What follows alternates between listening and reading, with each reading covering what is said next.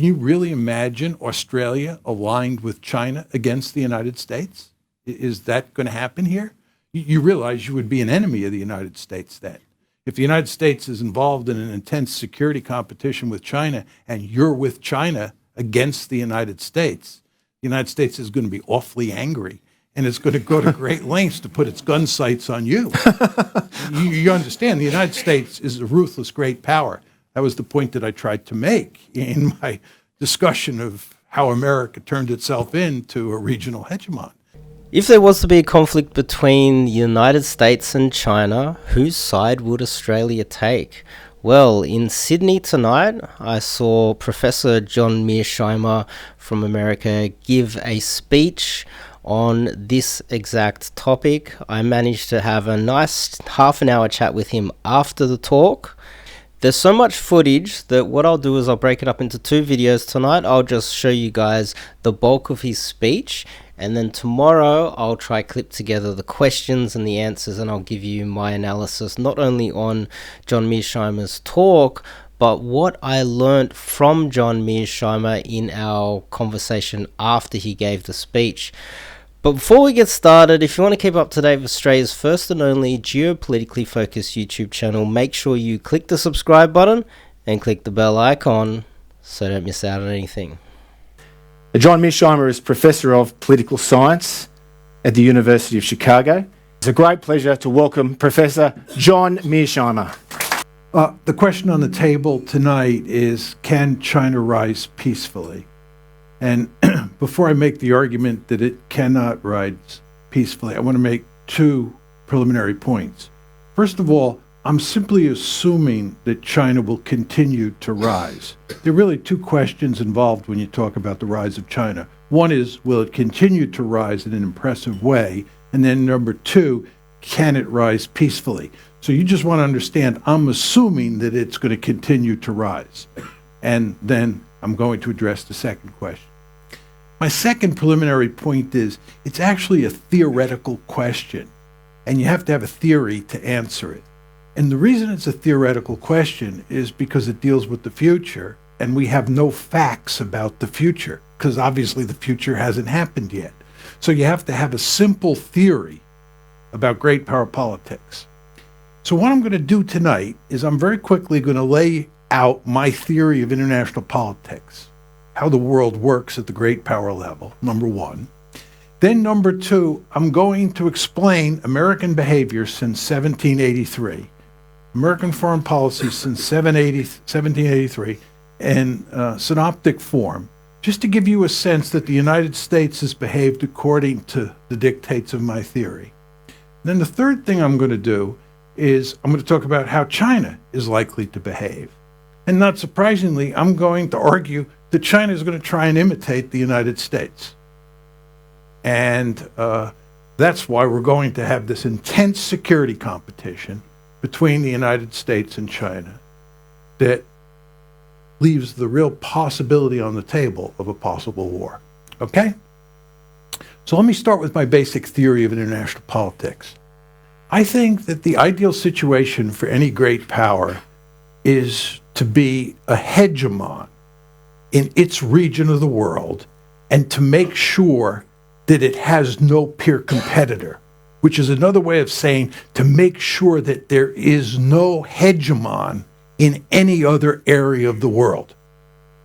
And as will become clear here as we go along, my basic argument is that there has only been one regional hegemon in world history, and that's the United States of America in the Western Hemisphere. Okay? But the ideal, again, from an American point of view, is to be a hegemon in the Western Hemisphere and make sure that no other country is a hegemon in Europe or Asia or the Persian Gulf, but mainly Europe and Asia. Okay? Now, why do I say that? What's the theory here? In international politics, it's very important to understand that there's no higher authority that you can call on if you get into trouble. In a society like Australia or the United States, if somebody comes after you and tries to cheat you in a business deal or attack you physically, you can call the police, you can call your lawyer. There's a state that sits over that society that you can turn to. In international politics, if you get into trouble, there's no higher authority. And the problem that you face is that you may end up living next to a country that has a great deal of military power and it has bad intentions. You might end up living next door to Nazi Germany. Just let's talk about China's intentions, or even America's intentions, or 10, 15 years down the road. There's no way you can know whether China will have good intentions or whether China will have bad intentions. You don't even know who's going to be in charge in China in 10 or 15 years. You don't even know who's going to be in charge in the United States in 10 or 15 years. So you can't know what their intentions are. So when you have big countries that have a lot of military might, and you can't be certain about their intentions, and there's no higher authority that you can call on if you get into trouble, there's a very powerful incentive to be what we used to call, when I was a little boy on New York City playgrounds, the biggest and baddest dude on the block. Because if you're big and powerful, countries don't fool around with you. How many Americans do you think go to bed at night worrying about Canada or Mexico or Guatemala attacking the United States? The answer is zero. Why? Because we are Godzilla in the Western Hemisphere. You understand my point here? You want to be really powerful for purposes of survival. This is a defensive argument. You want to be really powerful because you can never be certain that another state that's more powerful than you or as powerful as you won't come after you at some point, and again, you won't have that higher authority to turn to. So what you want to do is you want to be the hegemon in the system.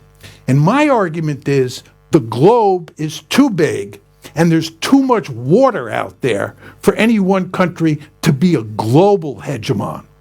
So the name of the game is to be a regional hegemon, to dominate your region of the world, be the most powerful state in your region by far.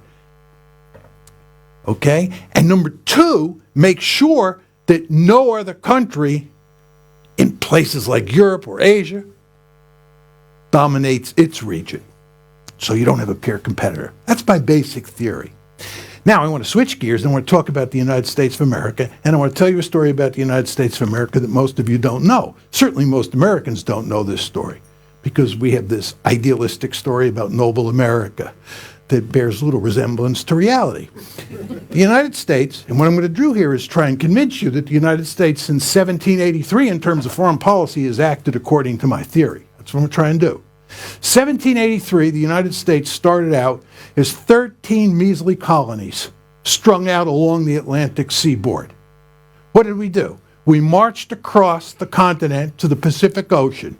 We murdered huge numbers of Native Americans. We stole their land. We went to war with Mexico in the middle of the 19th century, and we stole from Mexico what is now the southwest of the United States. We invaded Canada in 1812 for the express purpose of making Canada part of the United States. For those of you who don't know, the reason Toronto is not the capital of Canada and Ottawa is the capital of Canada is they expected us to pay a return visit. Furthermore, with regard to the Caribbean, we'd own all of the Caribbean now. Places like Cuba and Puerto Rico would be American states if it weren't for the fact that it was inextricably tied up with the issue of slavery.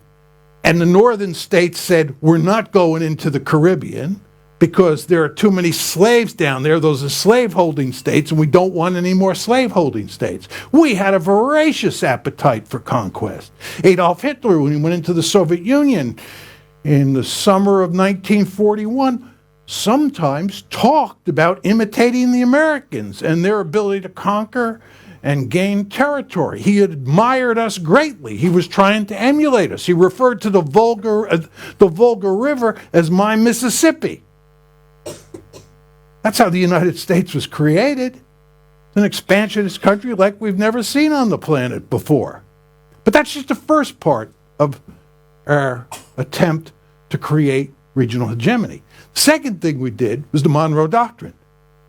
In 1823, old President James Monroe, he told the Europeans, we're not powerful enough to throw you out now, but there's going to come a day when we're going to run you out of the Western Hemisphere, and once we run you out, you're not welcome back. This is our hemisphere, we run it. No distant great powers are allowed in our hemisphere. It's the Monroe Doctrine. First part of the story I told you is called Manifest Destiny. Marching across the continent from the Atlantic to the Pacific, creating this huge state, importing huge numbers of people, industrializing the country. And then the second part of the story is the Monroe Doctrine, getting the European great powers, the British, the French, the Spanish, all out of the Western Hemisphere. And of course, by 1898, we had done that. We had created regional hegemony. What was our second goal? Our second goal, as I told you, was make sure we didn't have a peer competitor. We did not want any other country on the planet to dominate its region the way we dominate the Western Hemisphere. We had 4 potential peer competitors in the 20th century: Imperial Germany, Imperial Japan, Nazi Germany, and the Soviet Union. We helped contain and defeat all 4 of them. We helped put all 4 of them on the scrap heap of history. We entered World War I when it looked like the Germans were going to win in April of 1917 and helped finish them off. With regard to the Japanese, we beat them single-handedly in World War II, and we helped the Soviet Union, which played the key role in defeating Nazi Germany in World War II. And then, of course, the United States played the principal role in containing the Soviet Union during the Cold War, and then we gladly ushered them down the toilet bowl when they fell apart. The United States does not tolerate peer competitors. That's my basic story. Now, let's talk about the Chinese. My argument, as I told you, is that the Chinese are going to imitate the United States. They're going to want to dominate Asia the way the United States dominates the Western Hemisphere. And of course, you understand my argument is that makes perfectly good sense from their point of view. When I'm in Beijing, I always tell the Chinese, if I were playing your hand, I'd try to dominate Asia. I'd try and drive the Americans out, right? So I don't think they're foolish here. What I'm telling you is they're going to imitate the Americans, and the Americans acted according to my theory, and the Chinese are going to act according to my theory. Why? Because it's the best way to survive in a world where there's no higher authority you could turn to, and you can never be certain about the intentions of other states. Okay, so let's talk a little bit about the Chinese. My first point is they're going to want to be by far the most powerful country in this region. And they should be. You know what happened when the Chinese were weak? It's called the century of national humiliation. Chinese know what happens when you're weak. Other great powers pick on you. You don't want to be weak in this system. You want to be really powerful.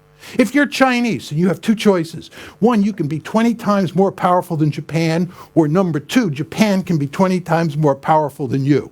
Which one do you think they'll choose? They won't even think twice to answer they want to be 20 times more powerful than Japan. You want to be 20 times more powerful than any other great power in your region, and every other great power on the planet if you can. Why? Because it's the best way to survive in a system with no higher authority.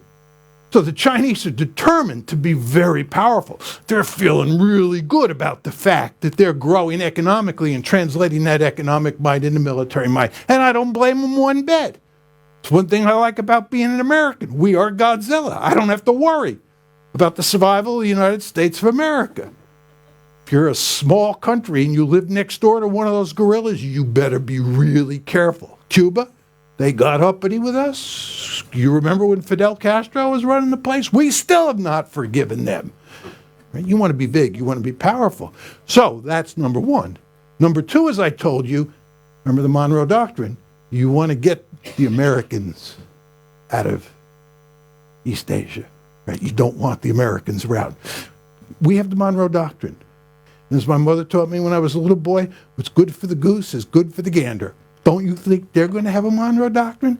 They'll tell you behind closed doors, when we get powerful enough, we're driving the Americans out beyond the first island chain, and then we'll drive them out beyond the second island chain. And again, I don't blame them one bit. If I'm Chinese, that's exactly what I want. I do not want American aircraft and American ships running up and down my coastline. The Americans go ballistic when any foreign country drives military forces into the Western Hemisphere. Some of you are probably old enough to remember the Cuban Missile Crisis. You remember how excited we got when we discovered that there were missiles in Cuba. And then the Soviets talked about putting a naval base at Cienfuegos. We told them in no uncertain terms, you ain't building a naval base at Cienfuegos. This is our hemisphere. We've got this thing called the Monroe Doctrine. Stay out. Well, again, what's good for the goose is good for the gander. So what I'm telling you here is that the Chinese are going to try to dominate Asia for good strategic reasons. And that includes pushing the Americans out. Then the question you have to ask yourself is, what are the Americans going to do? I just told you what the Americans are going to do. We do not tolerate peer competitors. We've got 4 good examples that shows you how in the past we have reacted. And what you see happening now with the Trump administration is what you're going to see for many years to come. The United States is going to get right in their face, and it's going to say, you're not going to dominate Asia. You're not going to become a regional hegemon. It is unacceptable to us. And of course, many of China's neighbors, all you have to do is go to Japan, South Korea, I believe Australia, Taiwan, Singapore, India, right? They do not want to see China become a regional hegemon. So it's not going to just be the Americans. It's going to be the Americans along with a balancing coalition of other countries that are going to try to contain China. And of course, at the same time, the Chinese are going to try to expand. So what you're getting now, and you're going to get much more of, and it's a tragedy here, as Tom told you. The title of my book is The Tragedy of Great Power Politics. This is a tragic situation. I'm not happy about this. In fact, I hope I'm proved wrong. But what we have here is a situation where 2 gorillas, the Chinese and the Americans, are going to go head-to-head and in an intense security competition. And there is going to be a serious chance that they end up shooting at each other and that you have a real war between them. I'm not saying that's likely. I'm just saying that is a serious possibility. Just want to make one more point about this. There's this concept in international politics called the security dilemma. And the security dilemma is going to make this situation all that much worse. What exactly is the security dilemma? The security dilemma says that anything that one side does for defensive purposes to defend itself is invariably seen by the other side as offensive in nature. There's all this talk in the wake of Secretary of State Pompeo being here about putting missiles in places like Australia, Guam, South Korea, and Japan.